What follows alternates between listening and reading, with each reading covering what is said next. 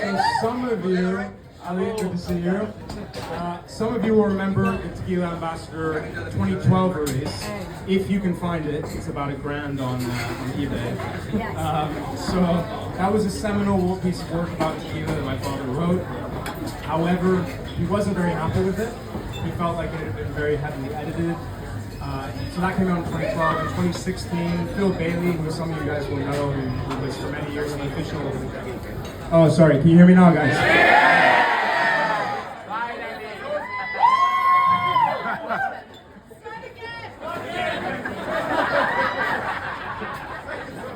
So the Tequila Ambassador 2012, that some of you guys know, that came out, very, very hard to find. It's out of print. My father felt like it had been very heavily edited by the publisher, who will remain unnamed, but I think it's a beautiful book. As I said, very, very hard to find. If you can find it, very expensive. So Phil Bailey, who some of you guys will know, encouraged my father in a trip they were taking in 2016 to Hong Kong to rewrite the book, or as my father put it, to unwrite the book, right? Because it was going back to his original words. So this is what we have here today. The Tequila Ambassador VO. VO stands for Version Originale in French, so it's like the director's cut, basically. 408 pages. Mitch, who's here with us today, Mitch Wilson, who many of you guys know. Mitch edited the book. Phil did all of the artwork. At the time my father passed away, the book wasn't finished, but together we finished it up, found a publisher, Wonk Press, who are amazing in the US, and it's available here today. And there's many people who have recipes in here, Pat among many others. So if you want to buy a copy, you can get some of these guys to sign it while everyone's here. We have about 48 copies. I think most of them are gone already, so if you want a copy, make sure to get one soon. Carlos is right here in front. Put your hand up, Carlos.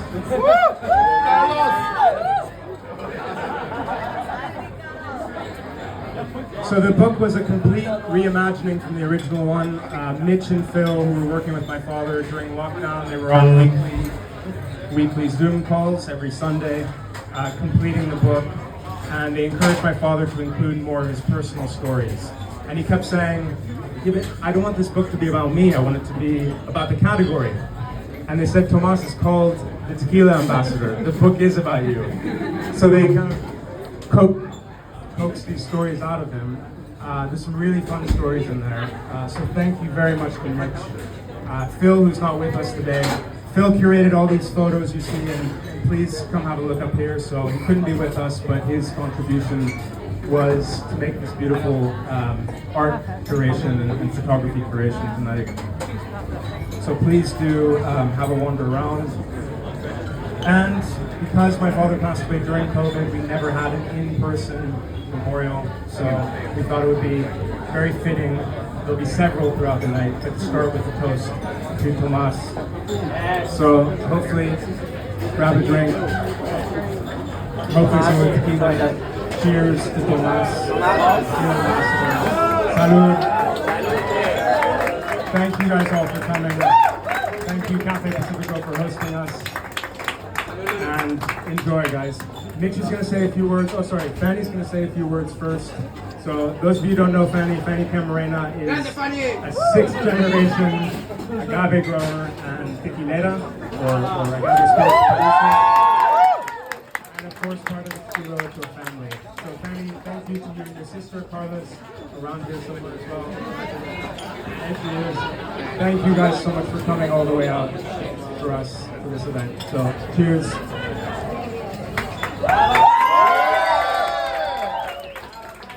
Thank you.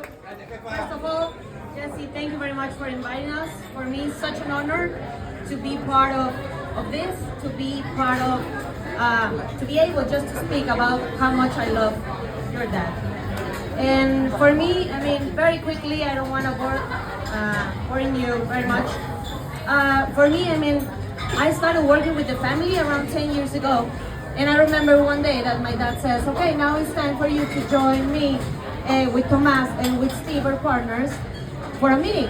I'm like, okay. So I prepared, of course, numbers and presentations and things that nobody needed. Then I arrived, and then I realized that those meetings were just pure joy, pure fun. We were all the time just translating some Mexican phrases, trying to translate them in English. It was just joy with them. For me, he inspired me a lot, and of course I know and I recognize how much he helped the industry and how he helped to spread the word about the agave. But for me, what he teach me and that values more is about being genuine and be truthful and be honest to what you think and what you believe. For me, he was, and I said this, and my dad doesn't get very happy. I said like he was my other dad, my second dad. And he's like, yeah, but he's like double my age. He can be your granddad. I'm like, yeah, but he is like my dad. He teach me a lot. I know I miss him really much. And for me, again, it wasn't what he teach me about the industry or the agave. That was nice, that was fine. But what I learned from him is and be able to work with people that share your values and want to be truthful. And not any business would be about the money and about growing. It's about the people you work with. And for me, Tomas represents that. Yeah. And Yeah. I was impressed. Yeah!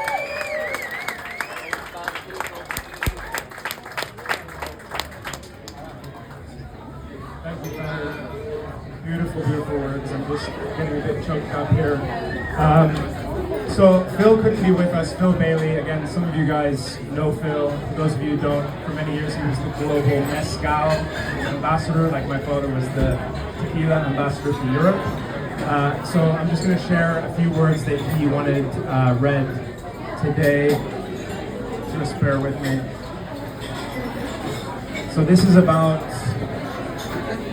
I started here, yeah. This is about Café Pacífico London specifically. Of all the launches that will take place, this is the one that I'm most sad to miss.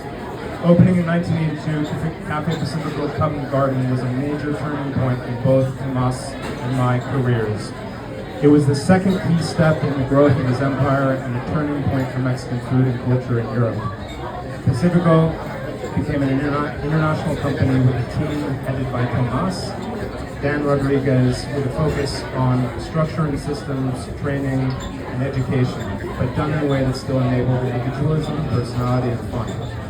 It was so different from Café Pacífico Amsterdam, which was the first one, in almost every way, but still retained its core values of respect and great service for customers and staff. It was, as Tomas would call it, freestyle, not hostile. For me, it was the change from being a resident artist to becoming art director and finally project manager for the group. It was Tomas who set the trends for all things Mexican, especially tequila in Europe. He also instilled in me a hunger and passion for all things agave. Together we opened 17 plus tequila-themed restaurants and bars across 6 countries, and this book was our last collaboration. I am so thankful to have shared a life with my brother and to be able to share his story with you all. This would not have been possible without our dear friend Mitch Wilson's patience, support, sensitivity, and understanding of this legacy. I'll introduce you to... I thank you all for your interest in this project. I would like to thank the publisher Matt and Terry from Wonk Press, Jesse Estes and his family, and the Rachel Harrison team, the wonderful Sasha, who most of you guys know, and of course Carlos Londoño and his team at Café Pacífico for realizing this event and helping carry on his dream. Tomas's reach was far and wide and he left us way too soon, but as a great man once said, a long life may not be good enough, but a good life is long enough.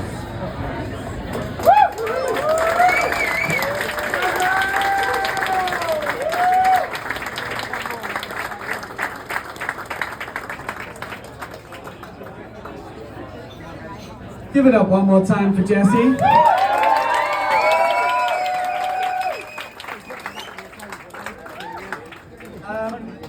I just want to start off just saying thank you to all of you for coming here tonight. This is a night which it's hard to believe we got here. We've been working on this book for 5 years. yeah, and the articles, the journals in it go back 20, 30 years before that. I still remember getting the call from Phil and Tomas saying, I had edited Phil Bailey's book, Agave Love, over in Australia.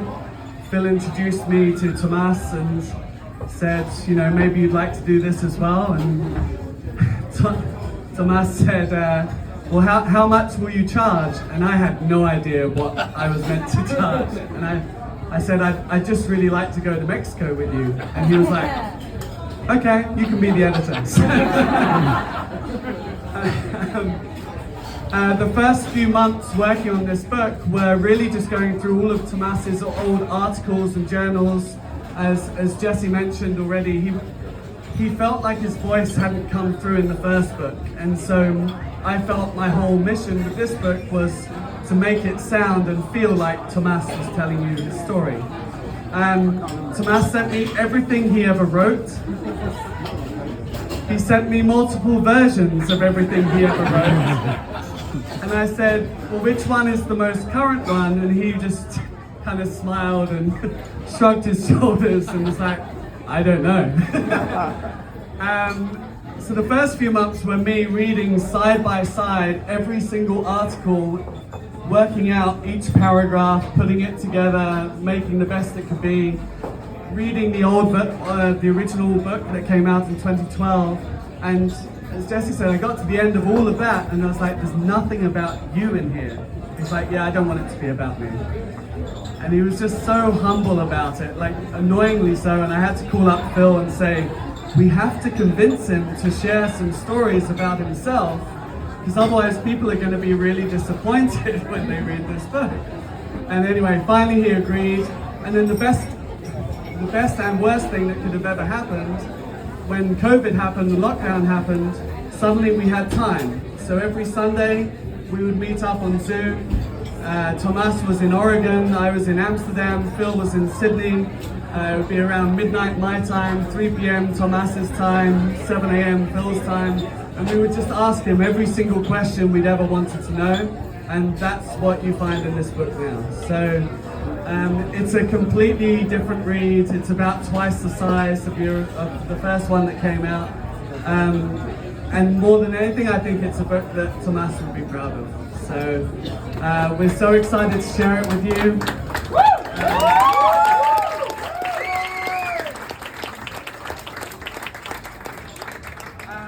The first copies in the country arrived yesterday lunchtime here at Café Pacífico. There were 48 copies in the building right now.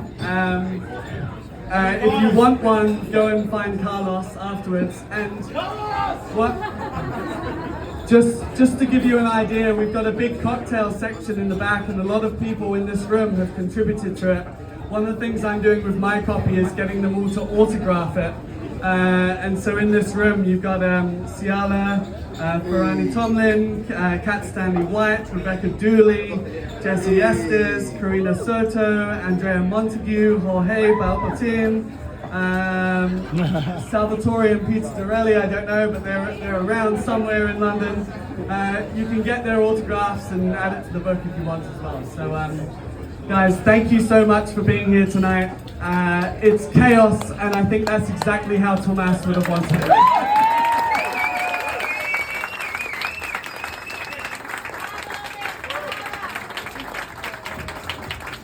Does everyone have something to drink? Just a really quick one, guys. So, as one of my father's last wishes, all of the proceeds of his share of the book go towards the Drinks Trust, which I think you guys are hopefully all familiar with. So, you're also contributing to a great cause. But on that note, so just one last sort of piece we wanted to share with you guys. So one of the things that's been so interesting for me working on this book, because normally I work in the rum world, so this is a very different world for me. And everyone who I've spoken to, everyone has a story about Tomas. And you're all here tonight because you have stories about Tomas and how you met him or heard about him or came across him. So we wanted to share a couple of stories from you guys and from people who might want have something to share. There's one person that we were going to start things off with who I know doesn't usually have much to say, but we'd like to welcome Lord Jake Berger to the stage.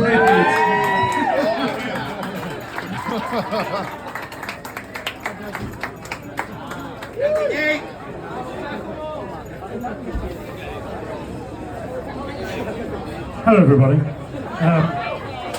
Unaccustomed as I am to public speaking. Lord, by the way, is not an official title, but for reasons unknown to myself, Thomas took it upon himself to bestow that particular title on me a few years ago, and would always greet me with an enthusiastic Lord Berger. And Jesse has taken on the mantle to carry on that title as well. And who knows, maybe one day. Anyway, they asked me about make a few reminiscences about Thomas today, and I was thinking, you know, I loved listening to Mitch then talking about receiving multiple transcripts of Thomas's tales and thoughts and adventures, and listening to him tell his tales was kind of like that as well, because it was often a kind of stream of consciousness that would loop round on itself and repeat itself before finally reaching its conclusion. And it was always a pleasure to listen to him, because there was always an unexpected turn. There's a story which some of you might have heard before. My first encounter with Thomas in London, probably about 2009, 10 I guess. I was living with another late lamented Tequila hero, Mr. Henry Besant, and Thomas came to visit us, and we had an enjoyable afternoon barbecuing and drinking tequila and the like. And my other old friend Paul Mant was there as well.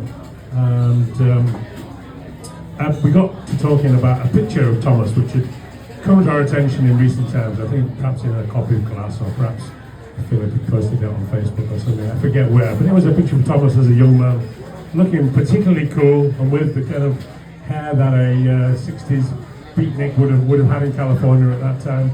I remember Paul going, "Oh, Thomas, I didn't know you had long hair." And he's like, "Oh yeah, well, I grew my hair every March until September." And we were both like, "That's a strange period. Why would you mention the period of time which you always grew your hair?" And without blinking, he goes, "Well, of course, the wrestling season starts in October. I couldn't have long hair for the wrestling," which kept us all very entertained.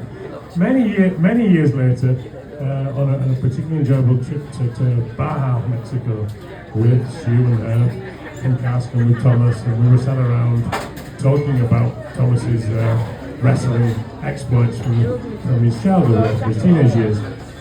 And I always loved that this story really placed Thomas into a particular side of history, and a lot of his stories did that, I think. And he was telling the tale about when he was 18, he was scheduled to have a very important wrestling match with a guy, I think they were saying Jaheen Jabin Marik, something like this, a Persian wrestler, but indeed the national champion Persian wrestler, and a man who was some 5 or 6 years older than an 18-year-old Thomas, and who was studying at UCLA, and was in fact teaching the wrestling instructor at UCLA how to wrestle. So this guy was, let's say Thomas was the underdog, should we say.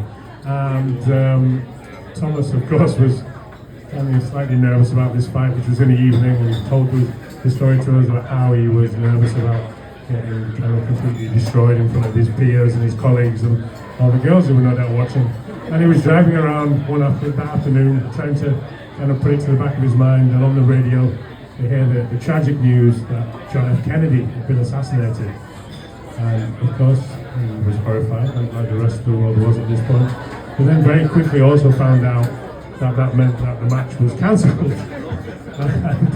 And he explained to us in his own inimitable way, putting a soft-hearted and kind touch onto a terrible event. It was like, we were all horrified, but very quickly realised that I wasn't going to get my ass handed to me in the wrestling that night.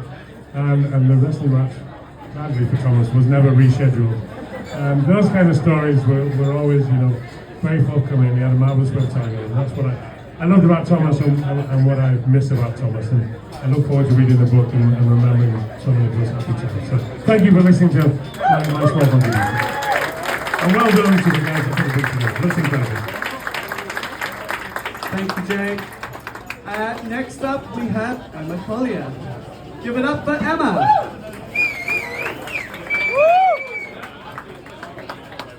Some of you guys may know me from working with Tomas in the last few years of his life on the Ocho Global Family Story Project. As everyone in this room knows, Tomas was a human being for whom, when you were with him, he made you feel like he would rather be nowhere else in the world. You were the center of attention and the most important moment of his life. During COVID, when he was in the hospital, Phil Bailey and I banded together and we did some writing and we gathered some stories and videos from people in the community. And there was a picture that you guys all well know. It's this beautiful photo of Phil and Tomas in a car somewhere in Mexico, unknown vehicle, just driving. And Phil asked me, he said, write something for this photo. So I'm just gonna read you guys a piece that I wrote, and we'll get back to celebrating his life with some drinks. This piece is called Brothers Agave. Brother is what you are. That home so long ago made. Its velocity, the great change necessary to carry our untidy acts all over the planet and install them in the life force we come to name agave love. Our story begins with a palm tree. An invitation to accommodate a little more poetry into everything that I couldn't refuse. Because once I saw what that open sea was capable of, it became a door I walked through and never looked back. To be hope rode freely through loose and curious chapters, both mountains and monsters flickering our pages, because there is one thing we have always agreed on, and that is the history we make. Dream after dream, that motley group of desires set in motion and bathed in exaggerated light, will have never been for our satisfaction alone. And I write this for the moment we celebrate our return to the world. Our first evening back in Mexico as it begins to blush into morning, and we've just begun raising all the glasses that we have to raise to this whole kinetic affair.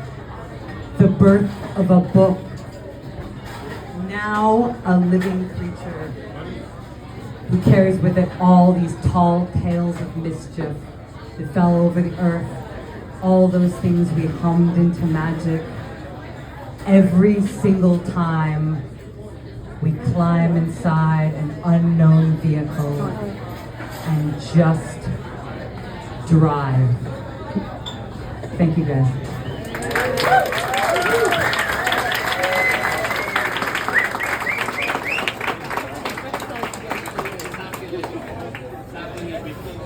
Guys, thank you so much for being here with us tonight. Please give a massive hand to Café Pacífico for hosting us and